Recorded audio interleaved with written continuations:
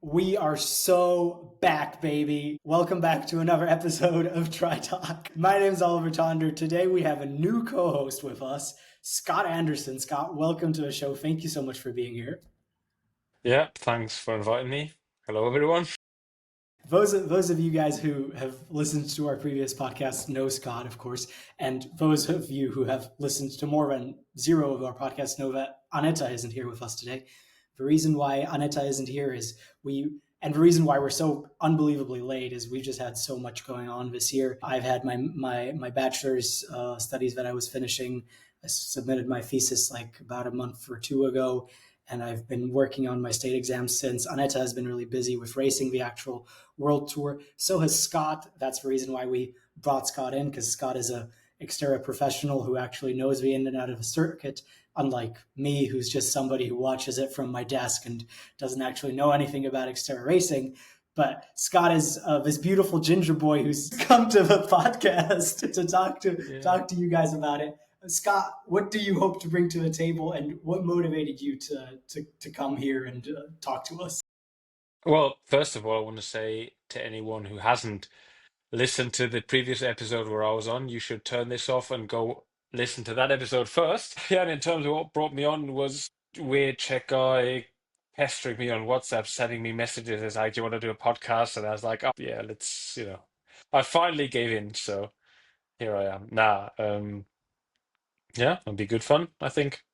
So the reason why we're recording this podcast is just to kind of what we're trying to achieve with this podcast is we're just going to give you guys a quick recap of what's happened on the Xterra World Tour this year, not just on there, but outside of that, what have all the pros been up to racing? Because on one hand, there's been a lot of races that have happened on the other, and so many stories that have come along with it.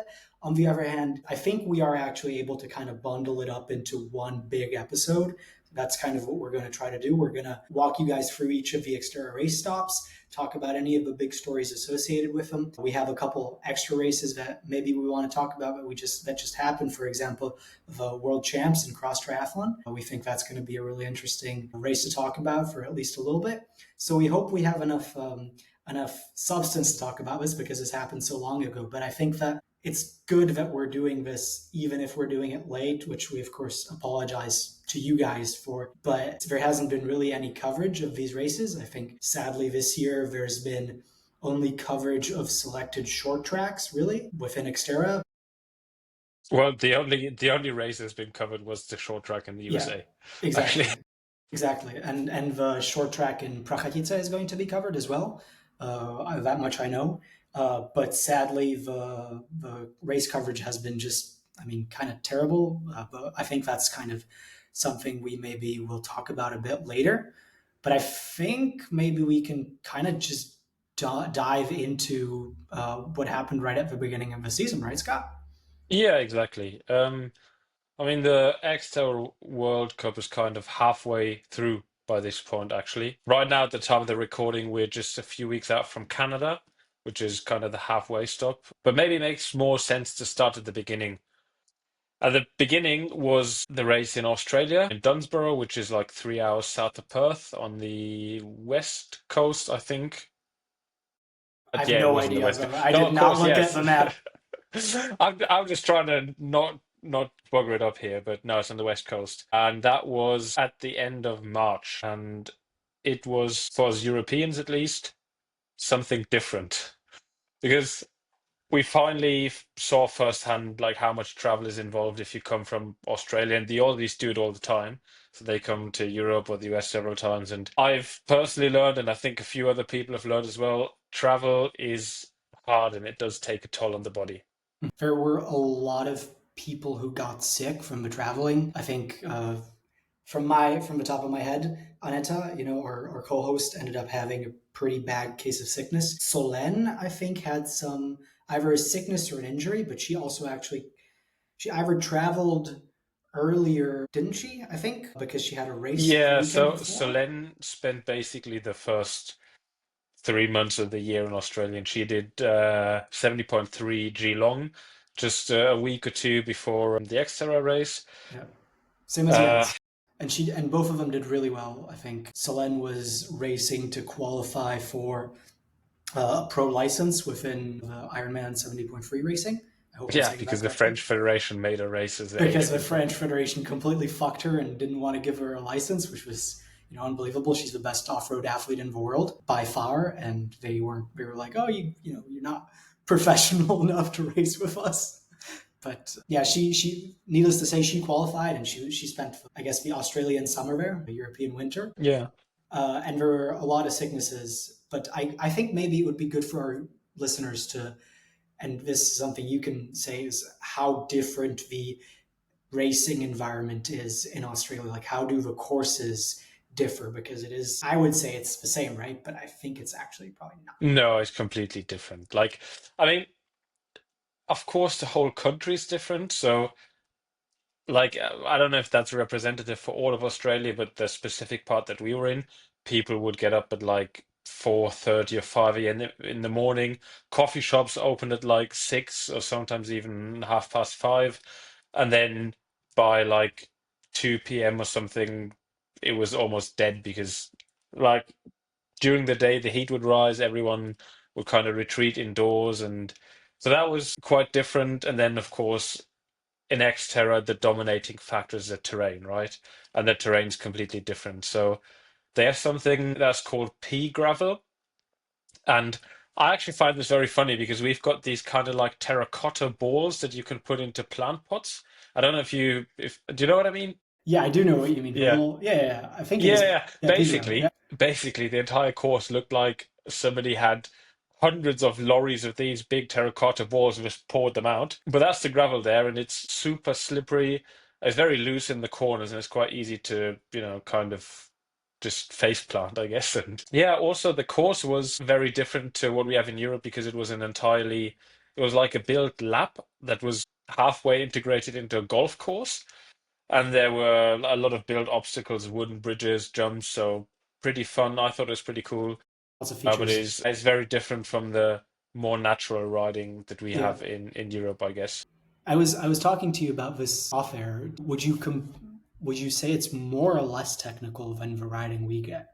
Because I understand there was maybe a bit less, for example, elevation gain, right, Yeah, on the entire course. Like, it was more yeah. flat, but was it a harder course overall or easier for you to ride? And That really depends how you define hard or technical, right?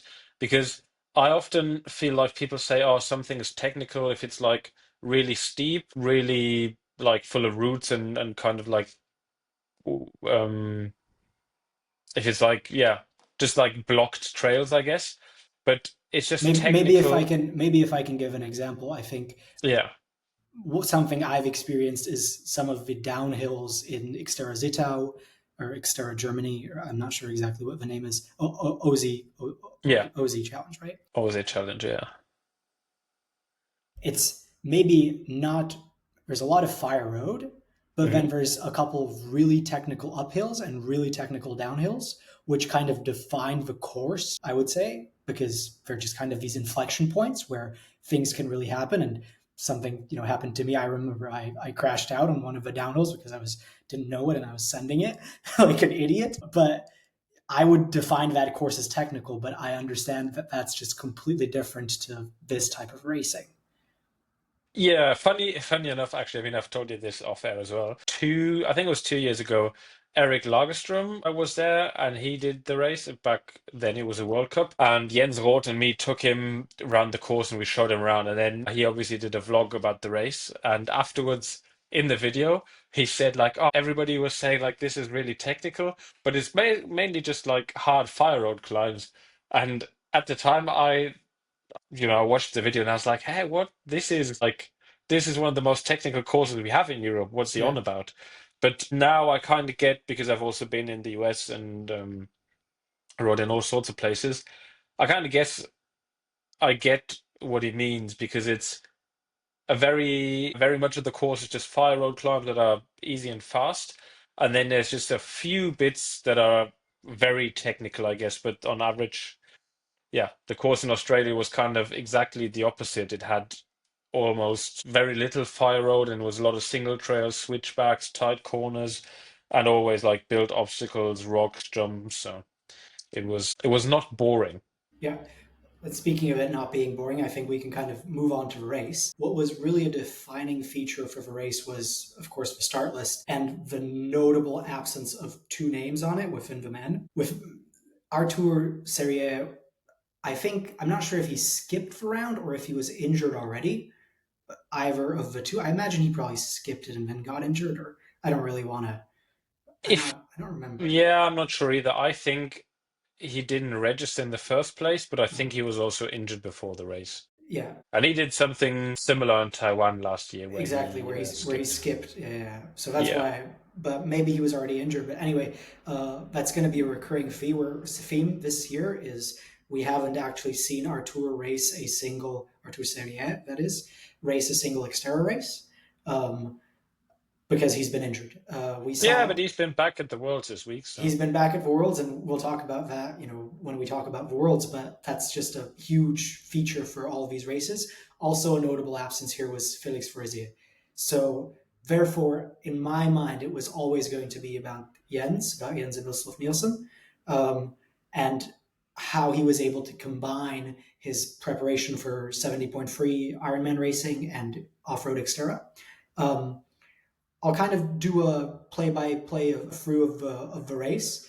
Um, we at the beginning of the race we had Bonacina and Spinace who came out of the water kind of together, and then it was actually the two of them worked together on the bike Well, before. the question is which race are you talking about now? Because we had on the Thursday in the week we had the short Oh, track, the which short was track. actually the first race, Yeah, and then we had the full distance. But what you've described kind of fits to both races because they did the same in either of them. yeah, fits both races. Talking about the short track, my bad. Should have Yeah. definitely specified. But talking about the short track, the two of the guys worked together, and it was then, and they actually flip scripts on both of these races where one drops the other. But here it was Spinazza who actually ended up dropping Bonacina. But the whole time, as Jens always does, he comes out with. He actually had a pretty decent swim here. I think he lost around 30 seconds on the lead guys, which is actually pretty good for Jens's standards, I'd say for a short track, maybe 25. And then he's just kind of motoring him down. He catches him, kind of runs away with it. In my opinion, pretty easily. He puts in a really quick first lap to kind of break everybody's spirit, and then he just kind of runs it in.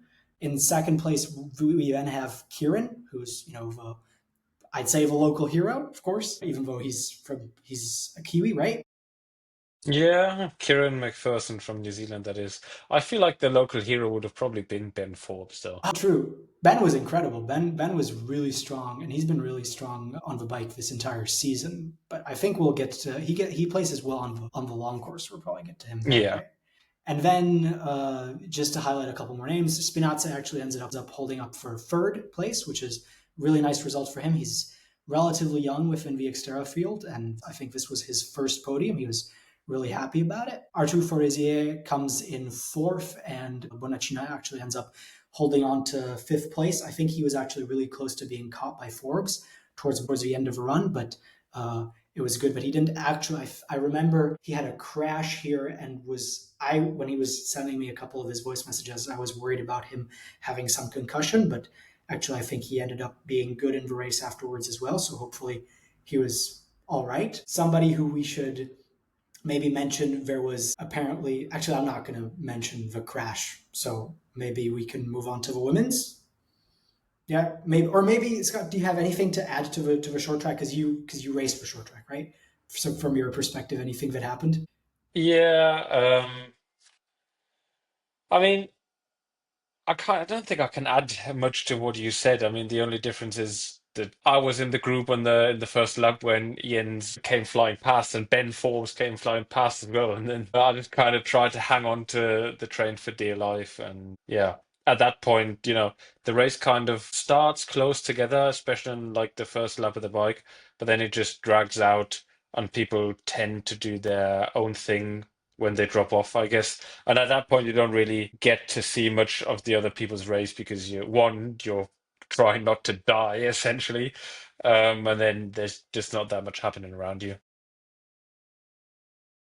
I think that we can kind of move on to the women's just relatively quickly. This was a relatively straightforward affair as well. We just we saw something that we did not see all year last year, and it was Alizé Patiès completely dominating the field. Aneta, as always, came out with like a 30-second gap on the field out of a swim, but G2 with Alizé, Solène, Marta, and Maeve Kennedy were all pretty close behind her. Solène and Alizé ended up closing Aneta, and at some point, actually, again, really props to her. Alizé was able to drop Solène. I think Solène twisted her ankle and then she didn't have a particularly good run. But I don't want to take away from the level that Alizé showed here. I think she beat Solène here fair and square, and it was really nice to see. I also think, somebody we should highlight is Maeve Kennedy, who was able to run in for third place. That was really nice. Marta then holds on to fourth, and Aneta kind of has she had a pretty bad run because of her sickness, and therefore she comes fifth. Right. This was the disqualification. We should touch upon this. So what I've been happened? waiting for you to Yeah, I kind of completely. get to that point. There's been so many races that it's all Yeah. kind of mangled into one big race. But during the race, Alizé is leading the race. She comes into transition two. She unbuckles her helmet and racks her bike. So she was unbuckling a helmet while she was still On her pushing the bike, bike towards the rack. which is a really stupid and really amateur mistake that you just shouldn't be making at this level, to be completely honest. There's nothing else you could say about that. However, what ends up happening is because she wasn't notified of this penalty that she committed during the race, she ends up being disqualified, which is the wrong thing to do from a sportsman perspective. That's kind of just following the rules just being applied. I was really happy to see Alizé reintroduced and given the win because she really deserved it. She was by far the strongest on the day. She beat Solène by at least 45 seconds. So a 30-second penalty doesn't matter. And if you're strong enough to do that on a short course, I think, I'm sorry, but she really deserved that win. And I'm Maybe just to sum that up, the actual infraction was only discovered after the race because it was caught on video, and no penalty was given during the race, and not within I think there's like a 30-minute time period after the results have been appeal published for protests. And it was even after that. So she was disqualified post race, which shouldn't have happened. And then, yeah, people came to their senses and the disqualification was lifted again. But what I didn't like, I really liked it was the right move to do. What I didn't like was the way it was kind of communicated but wasn't communicated, where it was just kind of suddenly given to her again, and there wasn't like a post saying anything. It just kind of happened, you know? Like Yeah. the win was taken away from her.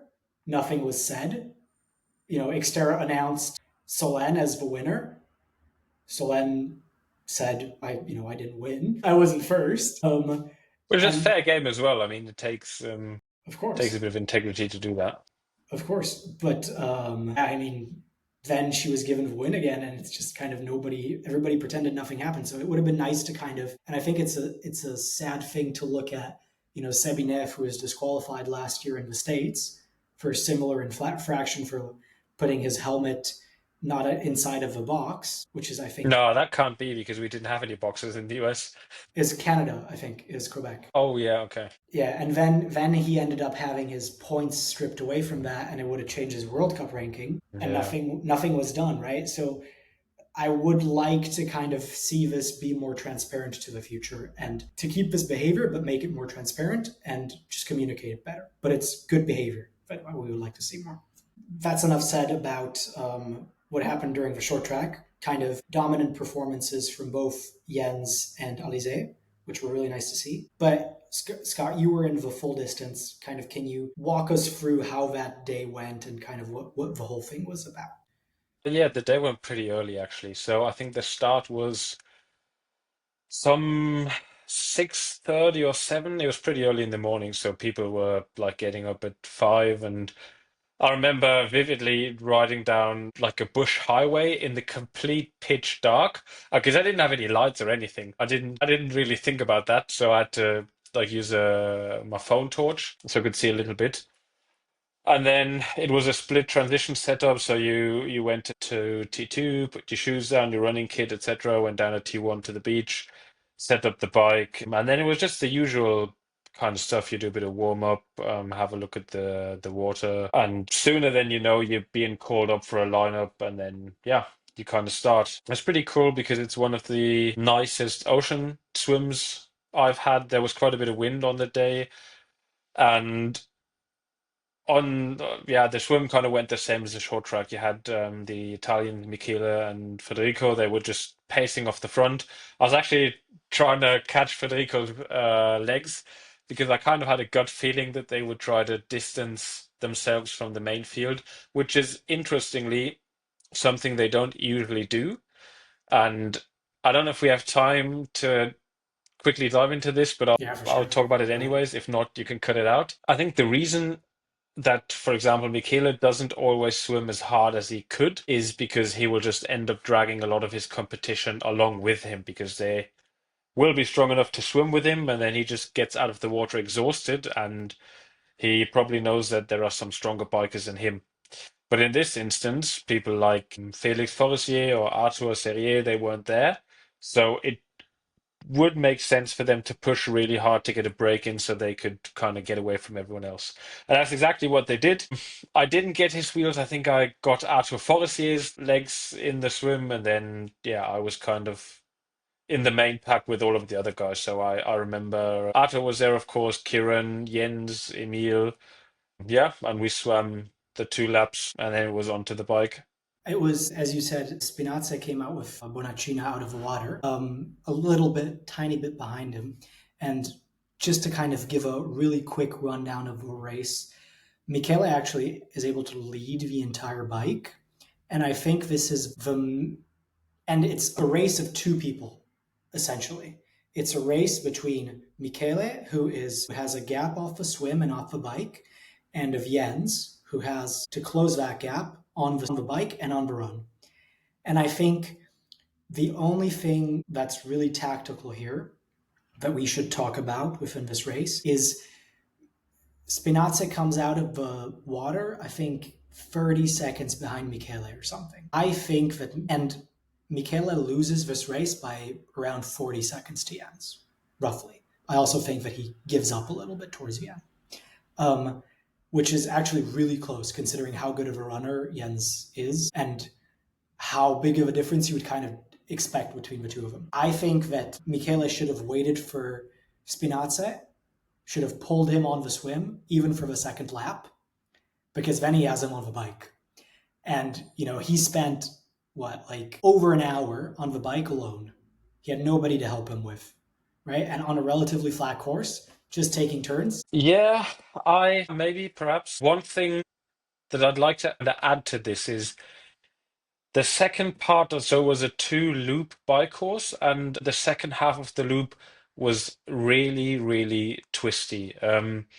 So I personally found it was very hard to put down a lot of power because it was so tight and so many corners. It was like a maze actually that you were basically just trying to get through all those corners. And if you like somebody like Jens has a massive engine and he can really push some power on the bike, right? But with that type of course, I don't think he can play this advantage as well as he would on other courses. So I think that probably has a bit of influence on how the race unfolded as well. Yeah, for sure. I think somebody who you already talked about was Ben Forbes, who was just incredible here on the bike. Yeah. Um, I think he had a faster bike split than Jens did. Oh, yeah, I think he did. I remember Jens telling me that Ben kind of shot past and he overtook Jens on the bike as well. He But came he, into T2 ahead of him, and he just had kind yeah. of a shocker of a run. He almost got caught by Kieran, but he didn't. So he won the Oceania Championships. Hmm. Just to run down the results, which I haven't done, Jens wins the race. This is his first official full distance win that isn't a duathlon in Belgium. Second position is Michele, who holds on. Incredible race from him. I know he was really happy for this result. After crashing after having the concussion or the concussion scare, really nice. But I really think he could have raced Jens for the win, but it's an interesting debate I think that could be had. Third place was Artur Fourisier, who I think has this was his best result of the season so far. Fourth place, Ben Forbes, and fifth is Kieran. I think that's kind of the top five. And maybe I don't. Is there any other stories from the men's race that we should cover? No, I don't think so. Okay, we'll move on to the women, which was a much more straightforward. And by the way, if anybody's interested in any, I wrote down two pretty lengthy two pretty lengthy posts on our Instagram, just kind of looking at the gaps between all of these riders. I recommend just going to go check those out. I think they're interesting.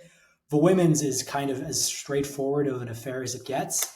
It's just 5 lines that just run diagonal, and it's just That's to give some context because people will not understand this. I know Oliver does diagrams where he basically has the top contenders in a graph, and it's the time split to the leader. So if you have 5 flat lines, that means that throughout the race, the distance between and the positions haven't changed. So it's basically exactly. Alize takes off on the swim and then basically Yeah, has a she start wins. to finish win. Yeah, Um, that's exactly what happened. We had Alize take off, Solène and Marta battling for second. Honestly, that means Solène was clearly not well. She got beaten by Marta on the run. I think personally, I would say her form is better than that, and she kind of backed that up at the 70-point freeze. But not to take away, Marta, really great second place. Maeve Kennedy comes into for fourth, and Hannah Young, actually kind of somebody who's relatively new to the pro ranks, got fifth, which was really nice to see.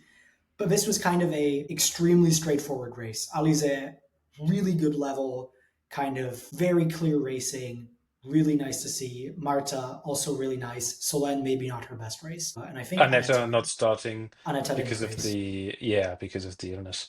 So she raced the short track on Thursday, but then finally realized that she was Too not sick. recovering and not doing well, and made a very sensible decision not to race. I remember her standing at the kind of transition and shouting at people very aggressively because she's an aggressive woman. So making people run fast. Aneta will love that comment. Sorry.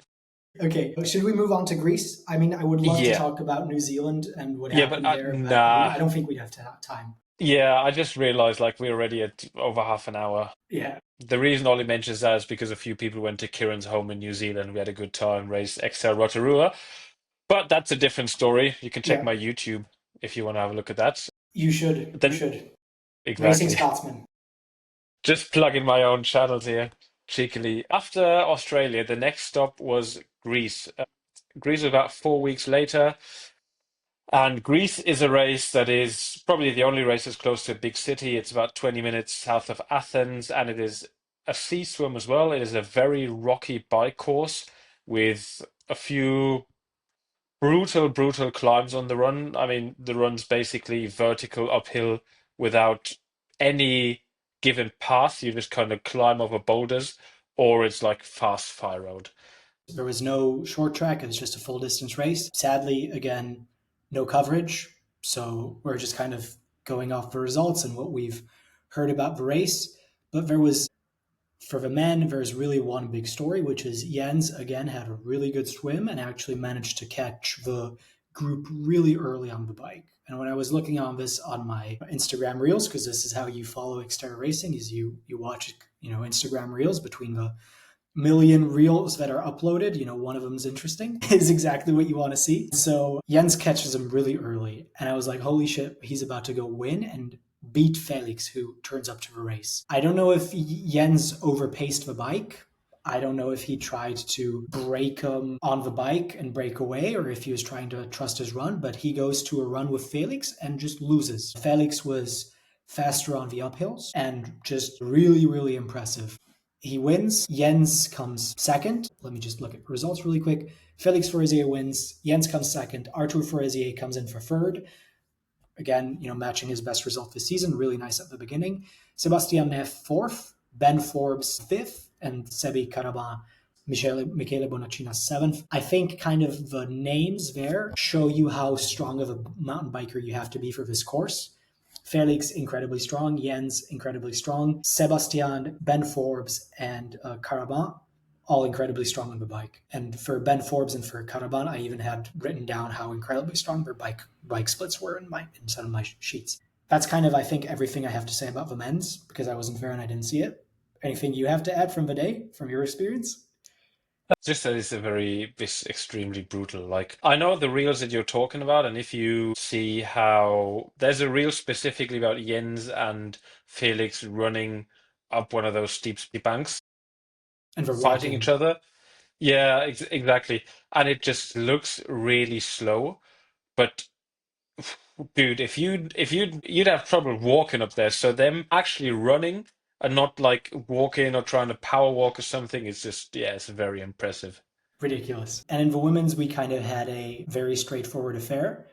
Alizé Patiez ran away with the win, kind of beating everybody by almost 5 minutes. Really impressive from her. I think, just the level that she has on the bike compared to everybody else is just, Solène wasn't here, which kind of naturally, the women's field this year has been really weak. There's no Sandra Meyerhofer, who has, I would say, retired from XTERRA racing. She's now focused on mountain bike racing. There's no Laurent Devousin, who is focused on, road racing.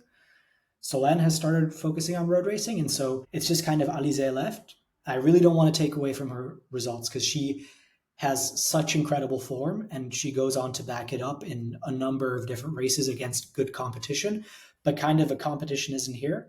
And so it's just kind of not surprising that she wins. Anna Zender comes second, beating Marta Mendito by only 30 seconds. Really nice race between the two of them. Aneta, I think, was sick here again in Greece. I'm not sure. Or maybe she was recovering. Or maybe it was a good race from her. I don't. She got fourth. I honestly can't remember. I don't I remember. don't She's had a know. lot of things go wrong for her, and Yeah. then it's Helena Arbenova who comes fifth, Carrie Ann comes sixth, and Bianca Morvillo comes seventh. Kind of what you would expect from the women's. Kind of Alizé powers away from everybody, and I think we can power away from XTERRA Greece, maybe. Yeah, that was a quick rundown. Yeah, I mean, from Greece, it was more or less straight to the UK for everybody because the race was only a week later. So, what most people did, and that's what I did as well, we stayed a few more days in Greece because we'd expect the weather there to be a lot better than in the UK. We were proven wrong because the UK actually did have a heat wave that week, but yeah, we spent a few cool days in Greece still with Kieran, Zebi, Bart, and so on, and then we all kind of flew to the UK on Tuesday or Wednesday. The UK is, well, the most prominent thing is yeah, it's actually two things. So it's the course on one hand and the venue. Um, I want to start off with the venue and actually give a shout out to Doug, who is the event organizer, because in the UK it is very hard to organize a race because a lot of land is privately owned and you can't just put a race course in public forest. So what they had to do is they found a big estate of a country house that used to be owned by some royal family, or you can go read up that on Wikipedia. But they had to build an entire XTERRA race course on a private in a private garden, kind of essentially. And the accommodation for the athletes was in the estate house, which was wild. Just check any athlete's Instagram that was there, and you'll definitely see some photos on the feed. It was you kind of felt like a royal. There was I don't want to say a butler because he wasn't a butler, but there was like a person at the door who would open the door for you. He would greet you. He'd like show you to the rooms, and it was very fancy and very, very British. And I think a lot of people were quite impressed by that and really enjoyed it, me included. Second thing is the course, which is another very unique course because of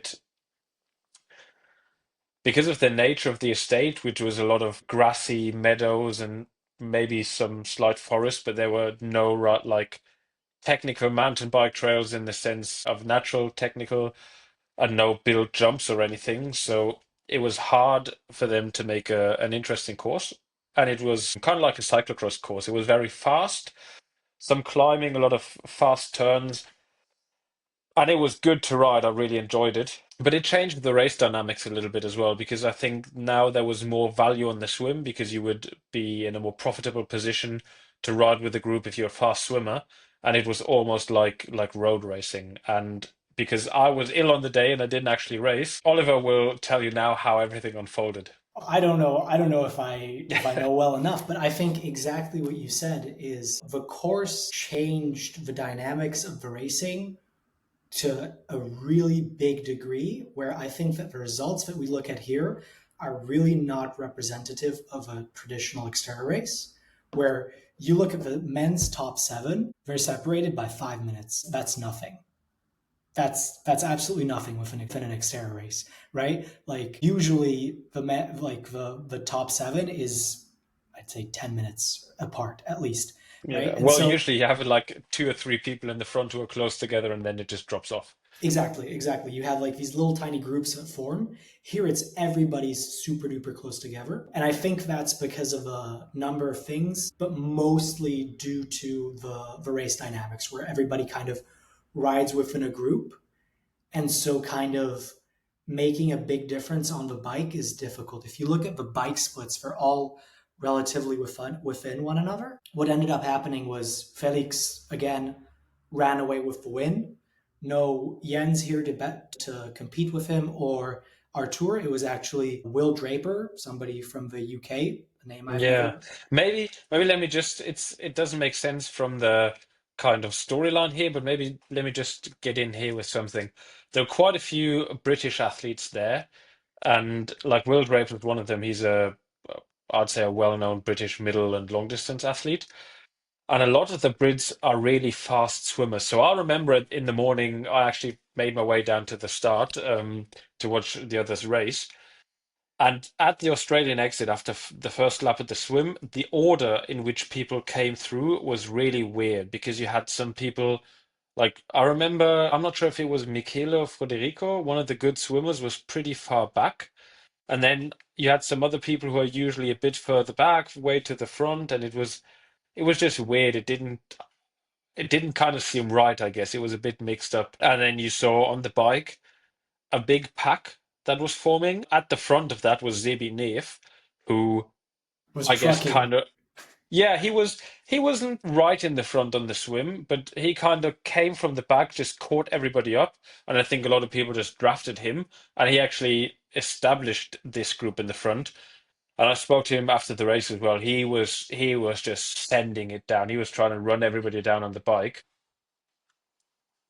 Yeah, you could argue about how successful that was, but we'll see that in a minute.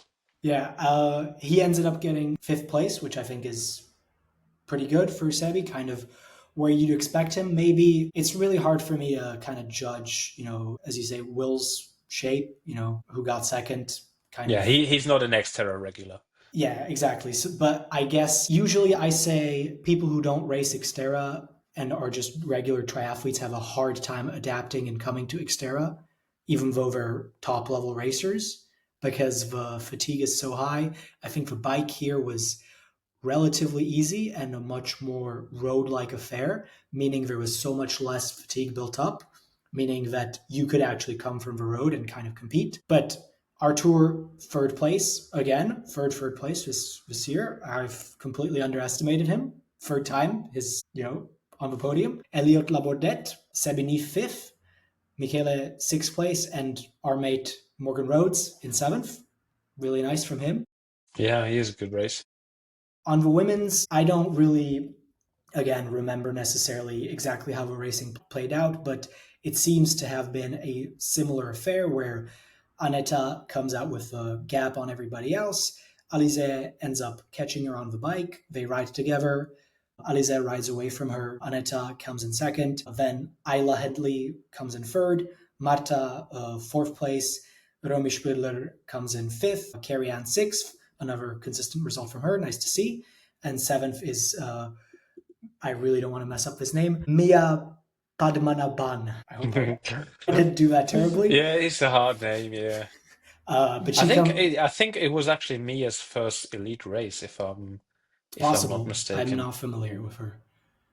But kind of, again, a straightforward affair where you only really have Alize turning up. I think this was a pretty decent race from Aneta, but Again, you can Yeah, kind of. it took Alize quite a bit to actually catch Aneta. Like Aneta had quite a big lead out on the swim. Mhm. And she's good on her bike. Like nobody can take that away from her, but she just I, doesn't sh have a run.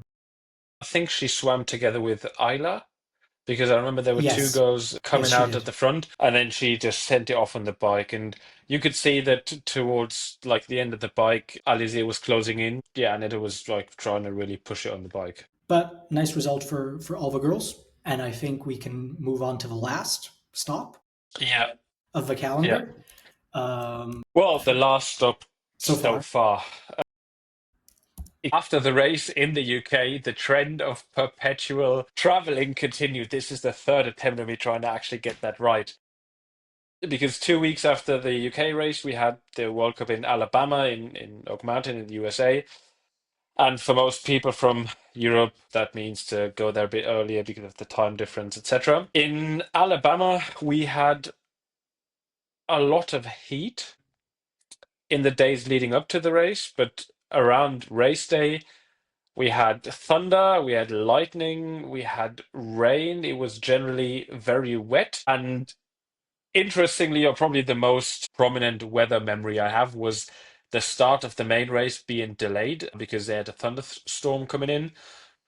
And they delayed for about 30 minutes. Then they pushed another 30 minutes and another 30, and then it was 15. And in the end, we started like 2.5 hours or something like that before we were actually after we were actually supposed to start. I remember Aneta went to Walmart to buy some bananas and some raincoats because we were all getting hungry. Obviously, nobody packs food for like a 2.5, 3 hour delay.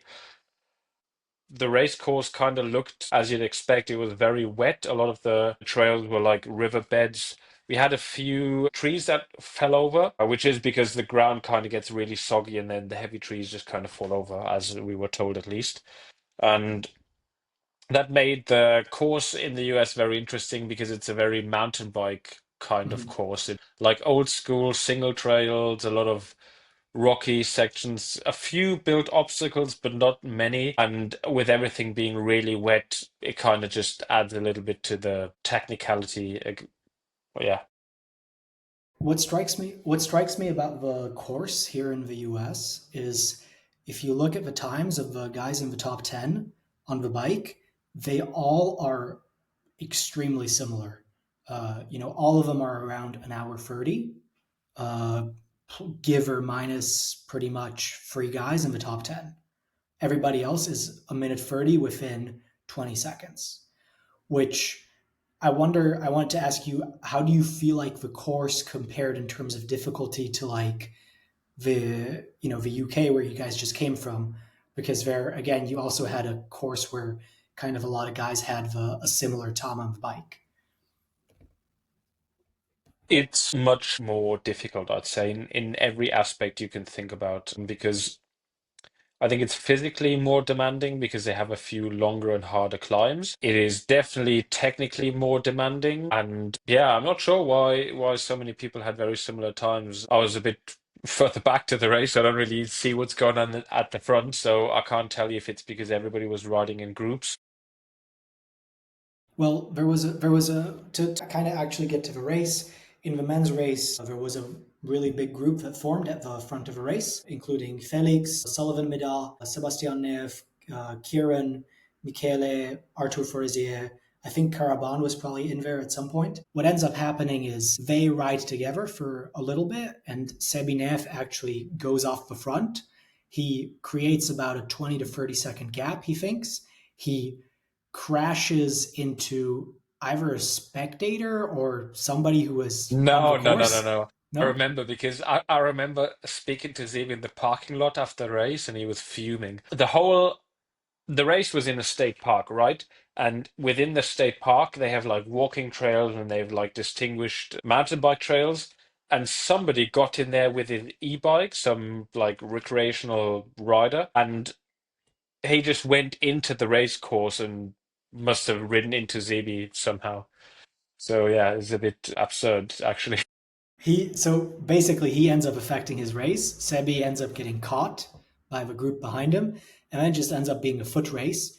Felix actually edges out Sullivan here. Sullivan, again, young guy who I think has really improved again in his level this year because he's training pretty much full time. He's a collegiate athlete who's training for triathlons.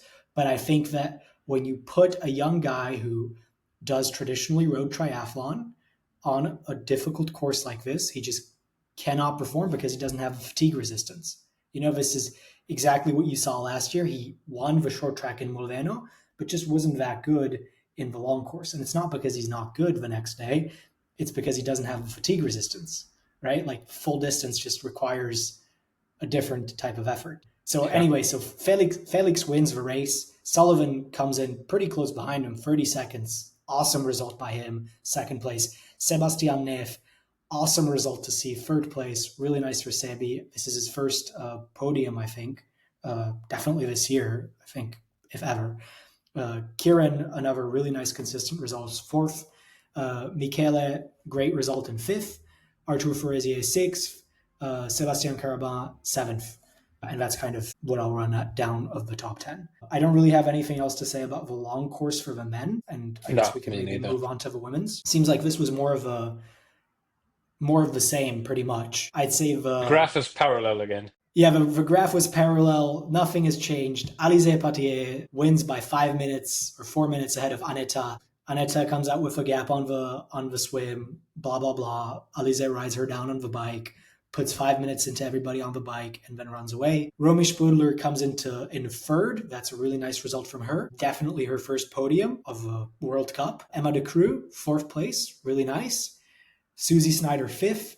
Hannah Lee in sixth. I think Hannah maybe actually would have been hoping for a bit of a better result here, but still really nice to see her come into top 10.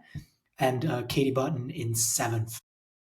We are back. We are back from a break because Ollie had to air out his room, and I am suddenly really hyped. We just have to finish off the short track in the US, which was the day after the main race, and it was a thunderstorm before the race again, or throughout the night, which meant that the entire area that the short track course was on was completely soggy and wet.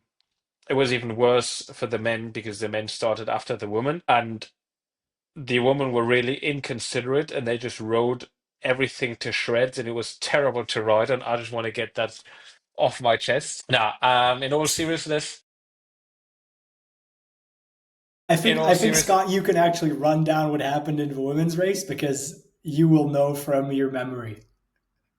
Alizé won. Yeah. Oh, yeah. Of course. Yeah. Alizé won, and the lines were parallel in the graph again. The lines were It's parallel. it falls in the scheme. Yeah. One thing I was going to say about the course is different to last year. They added a pretty sick new box jump, which was kind of like a drop off, which actually stirred a bit of controversy before. So you saw a lot of people like on race morning that were kind of hovering around the jump, thinking about whether to do it or not. I did it. I didn't crash, and Scott did it. Scott did it, baby. Finally. It was a pretty cool thing, especially because they had a beeline, and the beeline was actually a lot slower, so it did pay off to do the jump. Man, it was well built, safe, so kudos to that. I really dig that. Yeah, now on to the women's race. Alizé dominated and kind of had a start to finish victory again. Yeah. Case closed. Case closed, exactly. Yeah, run us through the positions, Ollie. Yeah, Alizé first, Marta second, Romy Spudler third, Emma de Croo comes into fourth, and Lorena Errol comes fifth. This is just reading off the XTERRA website. And for the men's, actually, there was a really interesting fight. I have a couple notes here, but I'll just run through. Out of the swim, we had a group one with Felix and Michele, and I think another American racer. I don't remember his name. It was actually first out of the water, right? Yeah, they were first out of the water. There was, I don't remember his name either, but from the full distance, they took a few of the like local fast boys, and they were age groupers, but they put them into the short track race, and one of them beat Michele out of the water. Yeah, exactly, and kind of led the group and kind of created a lot of race dynamics. So Felix and Michele, two of the favorites for the race, had like 15 seconds on Sullivan. who's definitely the second favorite behind Felix. And so Felix gets onto the group, onto the front of G1, and kind of just starts drilling it. He drills it for about a lap before I think it was Sullivan and Sabinev who were closing them, who were behind him. So Sullivan basically catches him, sits on that group for about, I'd say, 1 minute, gets onto the front of a group and just starts trucking. And I think we should talk about this. I think we should talk about drafting. He pulls this group for 11 minutes. There's nobody behind him. He's got the fastest run, in my opinion, because who's in the group, right? Kieran, Spinace, Bonacina, and Felix, right? And him. Who's going to outrun him? He's a track athlete who has the fastest top end, definitely out of all of those guys. Those guys are trucks for XTERRA racing, which is 2.5 hour racing, right? Why is he getting onto the front and just pulling? Okay, there's a couple of technical sections. It's nice to be second place, right? So you see the track in front of you, but also have places to move. But drafting exists. He was pulling the group for 11 minutes. There's no tactical advantage, in my opinion, other than the mental. So what do you think? Is it a mistake or no? Mm, I don't know. Maybe he just saw red or tasted blood, and then he just went for it. Um, It's hard to say. I think this is a mistake that we just see in XTERRA racing. People just don't. We'll talk about this in the World Champs as well. oh People yeah. people don't fucking believe that drafting exists, and I'm telling you, drafting fucking exists. Even at low I mean, speeds. sometimes you're also in a position where you just have to make a move, like either to catch someone or maybe to like keep other people away, or maybe just to try and tire other people out. It's hard Yeah, to say, I think. it's important to make moves, but even if you're on a training ride with your friend who's roughly your level, if your friend starts doing, and it's a difficult terrain, whatever, if your friend starts doing a 10-minute interval and you're told to sit in his wheel, I'd say it's easier than being on the front, right? Yeah. Because you're following his lines, you're not having to choose your lines, and you're just sitting on his wheel. You're just following the, you're not thinking about anything. You just follow the wheel. And drafting. I just don't understand it. Of course, it's a mute point because Sullivan was insane and dropped Felix on the run, which is just, I mean, they. You got to invite him to the podcast and ask him I how. have to. I have to. I'll try to stir him up a little bit. But what happens is the group from the bike comes into T2. Felix has like an 8-second gap out of T2, ends up slipping, falling, decreases his gap by 4 seconds, gets up really quickly. It's really nice to see. Then Sullivan closes him, sits on him for a lap, and he's like, okay. And this was, smart thinking by him. He's sitting on him. He's like measuring himself. Where am I within my limit? Comes to the start finish area because it's 2 loops. And he's like, okay, I'm going to hit it. He hits it, instantly puts a gap into Felix, instantly, and just runs away with it. And it was really, really impressive. It was, man, who came second? I need to find these results. Federico Spinazza came third. Really, really Third, yeah, impressive. not second, yeah. Yeah, third. Felix came So second. Sullivan, Felix, Federico, Kieran fourth. Kieran in four, and then Arthur in Artur fifth. fifth. And then it was Fourth, yeah, Arthur Michele. fourth, yeah. And Michele comes in sixth. Really nice from them. Really interesting racing, in my opinion. Great that it was televised. I think there was a lot of interesting stuff, but kind of, I think there's a couple of tactical points where maybe that could be discussed. But I think that's kind of everything about Bama that I have to say, and maybe we Yeah. can move on. Maybe to add on why Aneta wasn't in the short track. Yes. She crashed on the full distance, had to get her knee stitched up, and she was pretty banged up, so she decided not to race the short Mhm. track. I think we didn't say that before. We did not comment on it. We've commented on a lot of stuff, and yet on not a lot of stuff this entire podcast. Right, so what happened this week? It was the World champs. ITU, so the World Federation World Champs. There are, I guess most people will know this, but I'll explain still. There are two world champs. One is the XTERRA World Champs, which is by XTERRA, which is like a private organization that does most of the off-road racing. But you do still have the World Federation who holds the World Championship, and you have the European Federation that does the Euro Championships, and so on. And that's the reason why we have two, essentially. Yeah, and usually there's a varying level of field that go to these races. Last year the field was not that strong. This year the field was insane. We had Felix Forezier lining up. Artur Serie was there. He Artur made his Forezier comeback. made his comeback. Artur Forezier was there. Maxime Chanet was there, made his comeback this year. I think this was his first race this year. Sebinef, Jules Dumas, also I think his first race this year. I think so, yeah. First one I've registered him at. Federico Spinazze, Ben Forbes, again, awesome form. Caraban, Bonacina, really, really strong names for the men's. And Kochas as well, also his debut on an off-road race this year. And kind of what ended up happening was it's a similar complaint that I have against Sullivan here. And Lukáš does this every fucking race he does. I swear to God, this guy does not believe in drafting. He just doesn't believe drafting exists. And I love Lukáš Kochas with all my heart, but he does not believe that drafting exists. So what happens is there's a huge group one. Like there's like 5 guys in group one. Chanet, I should get his name right. Kevin Tarek Vinuela Gonzalez. I'm just going to call him Gonzalez. He's Spanish, rides really well in this race.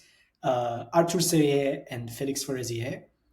They're in group one, and so is Lukáš Kochas. He just gets onto the front and starts pacing. He's not pacing. He's just riding really hard. He's pulling the group essentially. Exactly, but it's a really difficult course in terms of elevation meters. There's like 400 meters of elevation. There's like 2 loops. But you said, Scott, that the course was actually relatively easy in terms of technical, right? Well, I've been there in 2019, and the course might have changed in the meantime, but generally, Federation courses are often a lot easier than XTERRA courses, and a lot shorter as well, often. Well, and again, my point is drafting fucking exists, right? Why do you think that Tadej Pogačar and Jonas Vingegaard riding each other's wheels even on, hills? Because drafting exists even at, 15%, even going uphill. Of course, it's negligible. You're going at really low speeds, but still drafting exists. And these guys are so strong that if you can sit on somebody's wheel and save 5% of your energy, that makes a really big difference. So kind of, I understand that Kochas correctly identifies that he's not going to win on the run. It's the right state of mind to look at how can you win a race, right? But you don't win by just shaking him off. He's a truck on the bike, and he's probably a better bike rider than these guys. He has more power. You don't do it by just kind of sitting on the front. You do it by attacking and trying to create tactical situations for people to look at each other, right? But that just kind of doesn't happen in off-road racing, I think. And also, we didn't see enough of the race because it wasn't televised, or no reels or anything of the stories. I'm just talking about it from my desk, and I'm getting really excited about it. My bad. Anyway, what happens is Felix Forezier, Artur Serie get off the bike together. They have a running race. Felix outruns Artur, which I think is really incredible and should be highlighted. I mean, great run by him. He was clearly very emotional when he won. He was really excited. Beats him in a sprint by 2 seconds. Artur, awesome to see him back. Great level, really nice. He said he's not back to his full capacity, which I understand. Second place. Kevin Gonzalez, 3rd place. I don't know who this guy is. Probably really good.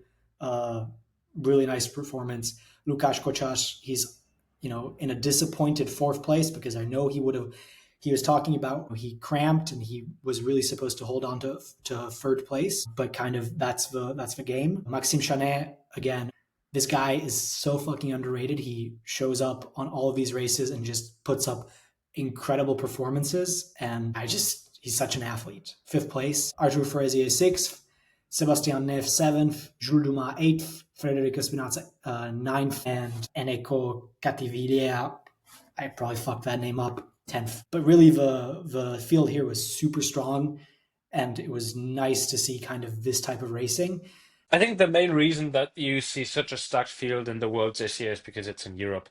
Last year was in Australia, and it is hella expensive to get there, and it takes a long time to travel there. So that's why not a lot of Europeans actually went. I think most of the athletes that you see in the top 10 are like XTERRA usual. So I don't think you see people like diverting from XTERRA to other things, and it's just the field will be stacked in a federation championship if it's convenient time and location wise for people. Otherwise, they just don't bother. That's my take on things, at least. I think we can probably expect to see a pretty stacked field in Xterra Czech because it's a European Championships again. Sorry, no, actually, It is European Championships, it is but yes, but it's not Xterra European Championships. It is ETU, so it is Federation European Champs. So you will see all of the Xterra World Cup regulars because it is a World Cup stop, plus all the people that care about federation racing, and potentially that will be quite full, I think. I agree. But just to give a quick rundown of the women's race, I don't really know what happened because there's not any coverage. But Alize again fucking wins. I mean, The scheme continues. she's on incredible form. I mean, I really do not want to take away from these results because she is beating everybody by minutes. She's on great form. It sucks there's nobody that is on her level that can race her because she's really on a good one this year. Maybe a shout out to Marta in fourth place and Anna Zender in fifth. I know Anna wasn't particularly happy with her race, didn't have a particularly good swim, and her bike was not good. Her run was pretty nice, and we should give another shout out to Anna. We wanted to do I was this. just going to say, if you talk about the run, today was the Cross Duathlon World Championships, which she won. So she is now officially a world champion. Congrats, I Anna. guess it's not, yeah, congrats. I guess it's not too surprising because she is a very, very fast runner. She's good as hell. Yeah, definitely. Who won the men's, by the way? Some Belgian dude whose name I don't remember. It's like De Boy or something, Oh, right? hold on, I've actually got it here. So, the elite men's is Tibor de Smet. Mm-hmm. Pretty young. He's 1999. Second is Sebastian Carabin, another Belgian, so good day for the Belgians. I don't even want to say he's 1980 now, he's 10 years older. Still like second in the world champs, Jesus. And then Arthur Forestier, one of our extra regulars, is in third. We got Kevin Newson, he's in fourth. Michele Bonacina in fifth, I think he was pretty far down in the cross try, but then Yeah, was suddenly pretty good in the duathlon. he had a terrible day at the cross triathlon. I think he got 13th for something. I don't think he'll be happy with that. Yeah. No, he got worse. 18th. So really not a good race for I him. think there's something must have gone wrong there. Yeah, I think maybe something on the bike must have happened. But Who knows? Hard to say without coverage. yeah, exactly. Hard to Yeah. say. And then basically, if I scroll through I'm not going to read all of the names, but if I scroll through the list, you do see quite a few people who actually raced across triathlon the days before who did the double. So I guess they cover two races with one trip. The duathlons always throw up some interesting results because you kind of see who gets really affected by the swims and who doesn't Yeah, in terms of not just the time they lose, but in terms of the effort they have to exert on the swim compared to the good swimmers. And it's just yeah, it's a different race in terms of pacings. Interesting results for sure. But I think that's all exactly. from us. I mean, we had a lot of lifestyle topics that we kind of wanted to talk about, but I think we should save those for another time. Yeah, I was going to say we should wrap it up. It's Yeah. over an hour away, so So thank you very much, everybody, for listening. Thank you so much to Scott for hanging out with us. It was really fun for me. I really want to continue with this. We'll see if we have Scott yeah. on again. Hopefully, You if could you put out an Instagram poll if people will actually want to listen to no, more everybody wants to of listen to my more Scott. rambling. If you take particular offense, text me. Text us at the Try Talk Instagram. But I think Yeah. it's great to be back. We'll probably have another episode recapping what happened in Canada, so we can actually do maybe a bit more of a deep dive. Hopefully, kind of get some feedback from some of the racers what happened in each of the races, because again, it's a bit of a pity that isn't provided by some live coverage. Hopefully, hear you guys soon, and thanks again, Scott, for coming on, and maybe we'll have Aneta back soon. Yeah, ciao. I'll just put it in a wig next time. I don't think people will notice like a blonde. I'll be fine. Yeah, you should. I'm totally leaving that in. I should. Right. I think this wraps it up. See you guys in the next episode after Canada sometime. Have a good one. Ciao.